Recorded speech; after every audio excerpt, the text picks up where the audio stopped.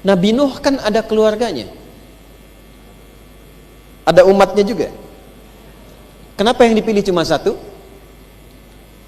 Karena Nabi Nuh sekalipun beliau umurnya cukup panjang, bertugas cukup lama, berdedikasi tinggi mendakwahi keluarganya, tapi maaf, bahkan pendamping hidupnya pun dan bagian dari anaknya tidak mau mengikuti risalahnya. Karena itu tidak dimasukkan keluarganya dari keturunannya di sini, tapi Nabi Nuhnya tunggal untuk memberikan pesan bahwa kadang-kadang kita akan menemukan sebuah kenyataan kesolehan itu tidak bisa diwariskan pada anggota keluarga. Oke? Jadi iman itu nggak bisa diwariskan. Jangan ibu simpulkan kalau anak itu seorang kiai bapaknya, anaknya juga akan baik seperti ayahnya, belum tentu. Tapi juga memberikan kesan kepada kita, awas hati-hati. Dua hal penting. Satu, pengaruh lingkungan yang begitu mendominasi, begitu kuat memberikan pengaruh, bahkan terhadap orang dalam rumah sendiri. Makanya penting nanti melihat fikih zaman Nabi Nuh.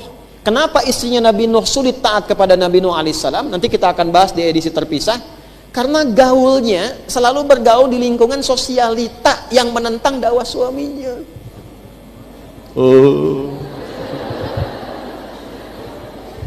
Gitu. Nah, ibu suami baik, tapi ibu bergaul di lingkungan yang tidak baik.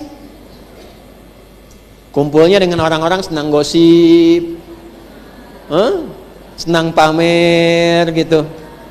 Ya, dikit-dikit menghitung, dikit-dikit menghitung. Nah, kalau kebiasaan di luar rumah dibangun seperti itu nanti yang terbawa ke dalam rumah, alih-alih dipengaruhi suami, ibu mempengaruhi suami. Kalau suami nggak ikut, maka muncul pertentangan di situ. Itu yang terjadi. Nah, ini pentingnya fikih di zaman Nabi Nuh alaihissalam.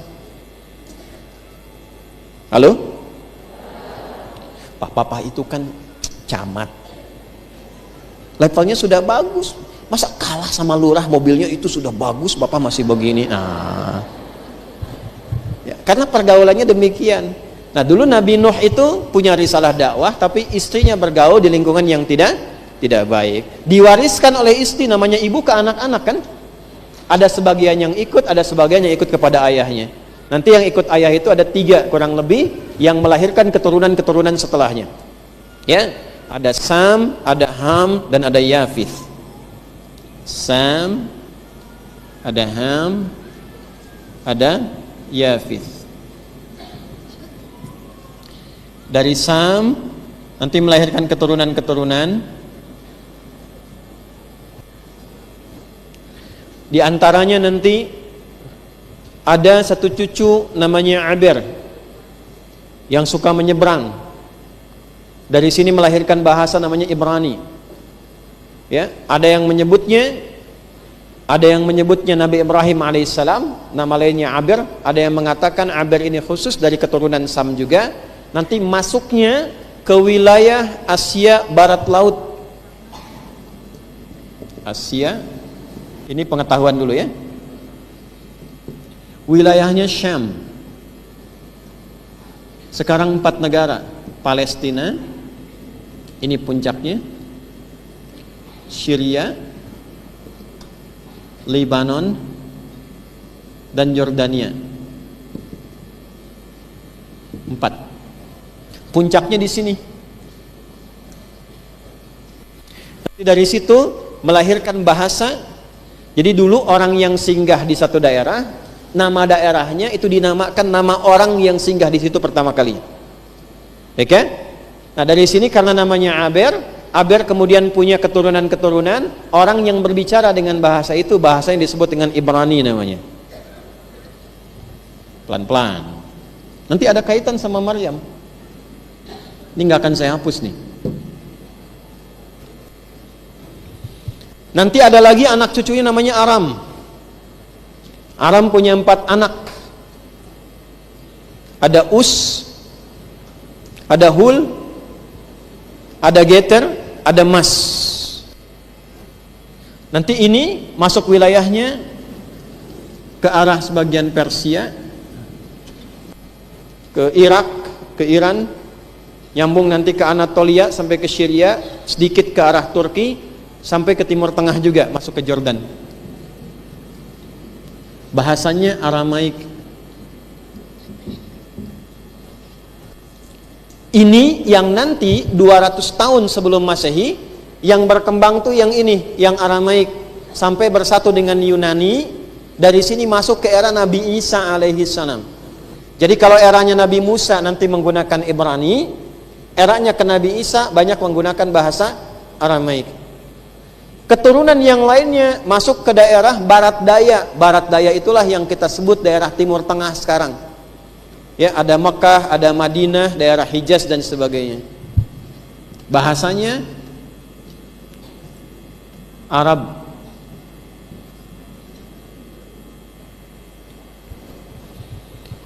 Nabi Ismail lahir tahun 1911 sebelum Masehi. Begitu lahir dibawa kemudian ke Mekah. Di Mekah ketemu suku Jurhum yang dari Yaman, bahasanya sudah Arab. Di bahasa Arab itu bahasa lama.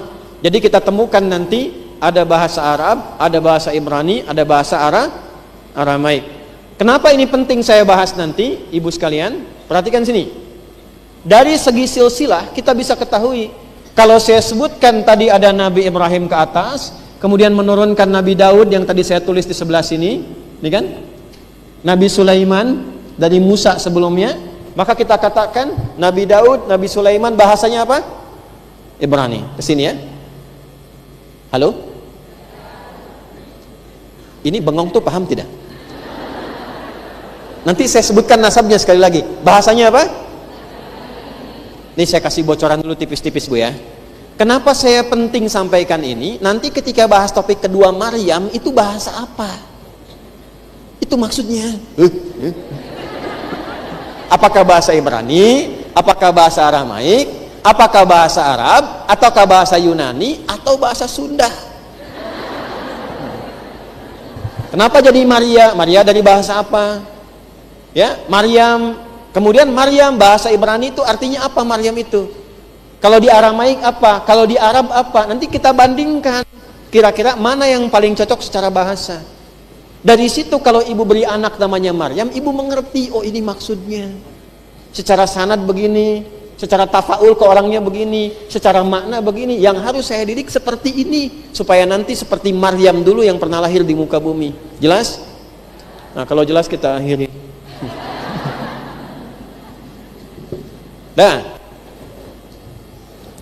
Nah, dari perjalanan ini Nabi Nuh dipilih tunggal karena keluarganya nggak ikut. Nabi Ibrahim ketika disebutkan oleh Allah keluarganya ikut. Wa ala Ibrahim.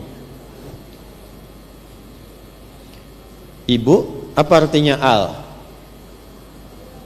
Saya ulang. Ala Ibrahim, ala Imran, surat Ali Imran. Apa artinya al? Kalau L?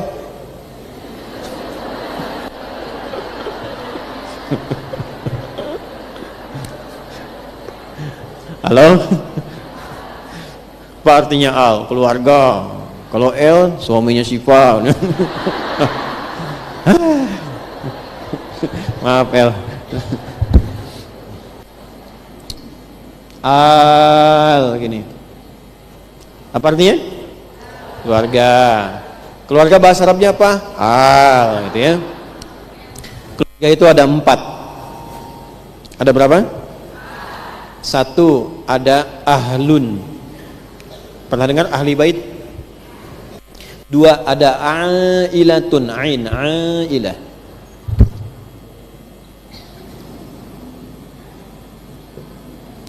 3 ada usratun, usrah.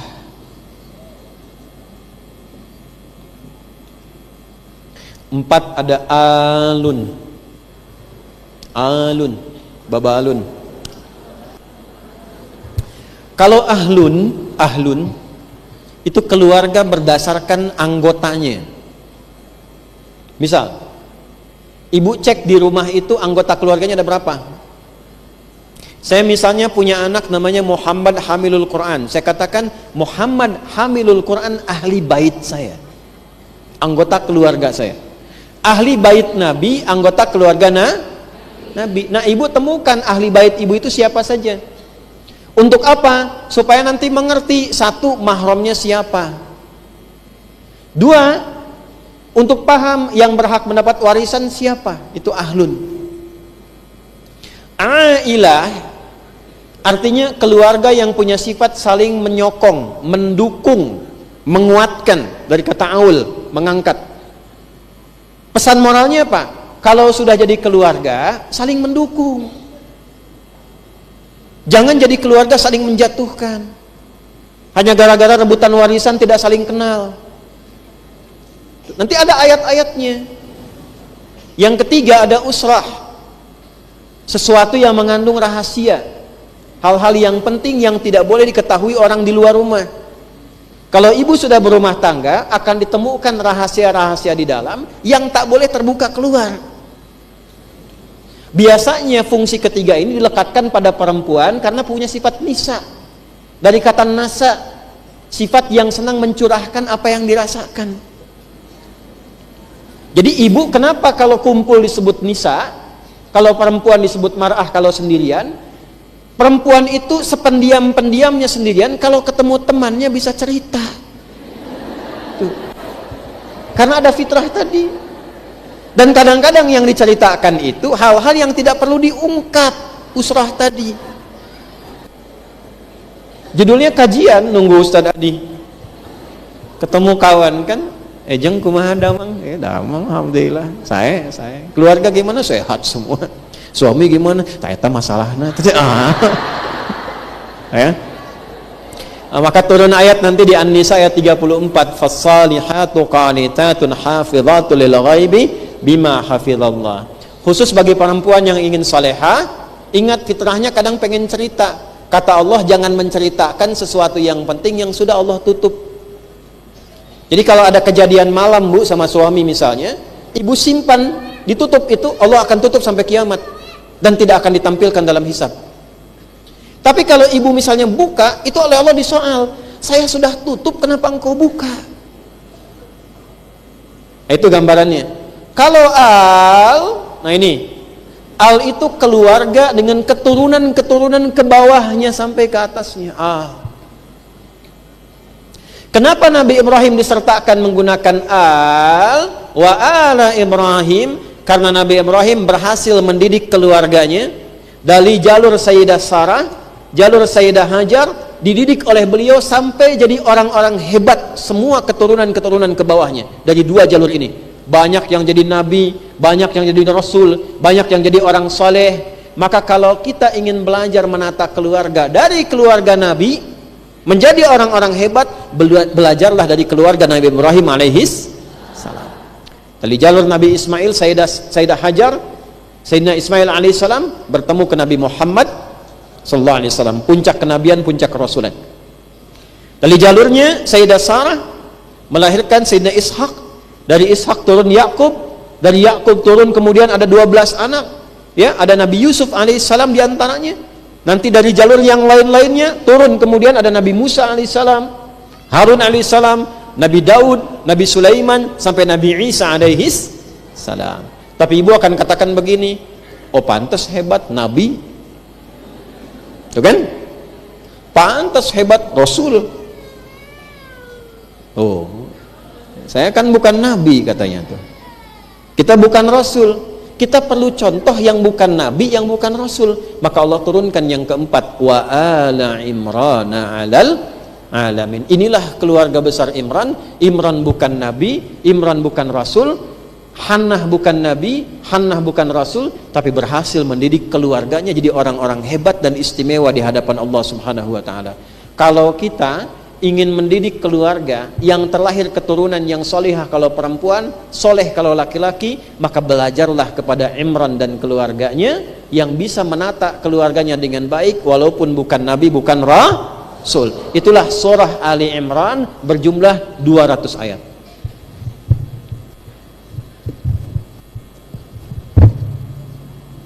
Imran menikah dengan Hannah, melahirkan siapa? Maryam. Maryam nanti dengan izin Allah bisa mengandung melahirkan siapa? Isa alaihissalam. Sekarang ibu perhatikan baik-baik ya. Ini bagian paling penting. Bu, disadari atau tidak, kita belum mulai. Ini baru muqaddimah. Awas ya. Disadari atau tidak. Kita belum mulai ini. Awas. Karena saya belum bahas Maryamnya kan? Ya. Tapi nyampe ke Maryam tuh gimana, Bu? Itu nanti manhaj namanya. Kurikulum itu yang kita bawa diterapkan ke keluarga. Kalau ibu seorang nenek pengen punya cucu seperti Maryam kualifikasinya, neneknya harus bagaimana? Ini seorang ibu nanti dengan ayahnya pengen punya anak begini, seperti apa kualifikasinya? Nah, saya jelaskan dulu, lihat sini. Imran Nabi bukan? Rasul bukan? Nah, sekarang kita kenali dulu siapa Imran, siapa Hannah supaya paham. Yuk saya baca ya. Wa qala Muhammad bin Ishaq, dan seorang sejarawan Muslim namanya Muhammad bin Ishaq, dikenal dengan Ibnu Ishaq,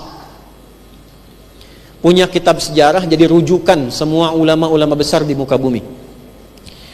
Beliau mengatakan begini, lihat nasabnya, huwa Imran bin Bashim bin Amun bin Misha bin Hazkiya bin Ahrik bin Mauthim bin Azazia bin Amsa bin Yaush bin Ahrihu bin Yazim bin Bahfashata bin Ishar bin Inan bin Rahba'am bin Sulaiman bin Daud alaihissalam. Ini jalur yang tadi saya sampaikan, ikut ke jalurnya Nabi Daud alaihissalam. Jadi Imran ini alaihissalam bukan nabi, bukan rasul, tapi jalur keturunan ke atasnya bertemu dengan siapa? Nabi Daud alaihissalam. Sama tidak dengan ibu? Ibu kan keturunan Nabi juga. Kalau diurut-urut ketemu Nabi Adam alaihis salam. Halo? Betul? Betul. Imran Nabi bukan? Rasul bukan? Bukan. Nah, siapa Imran ini? Yuk kita pelan-pelan ya.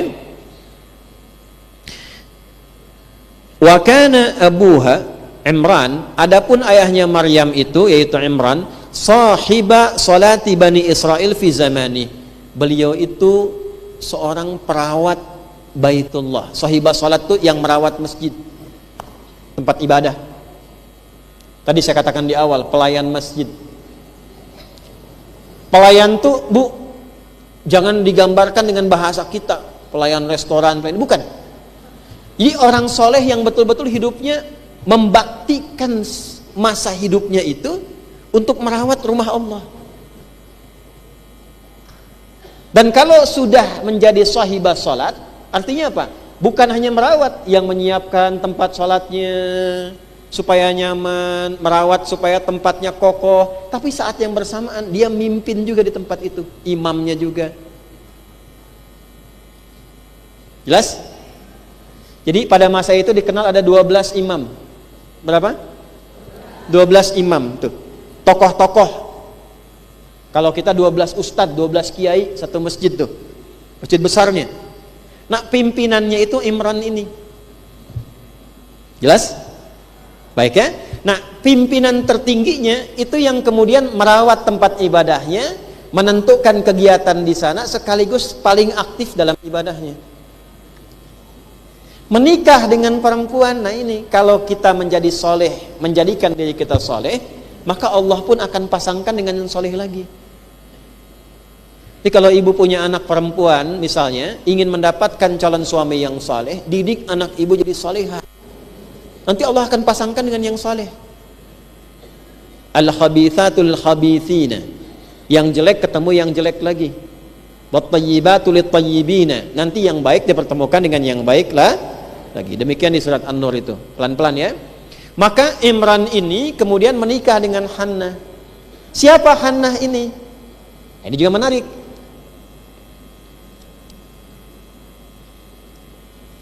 Pelan-pelan ya. Hannah ini juga tadi saya sampaikan seorang khadimah, pelayan dari kalangan perempuan, abidat yang senang ibadah, aktif juga di rumah-rumah ibadah, dan memfasilitasi yang perempuan-perempuan. Ibu kalau di DKM itu kan ada divisi keperempuanan ya. Ya, majelis taklim urusan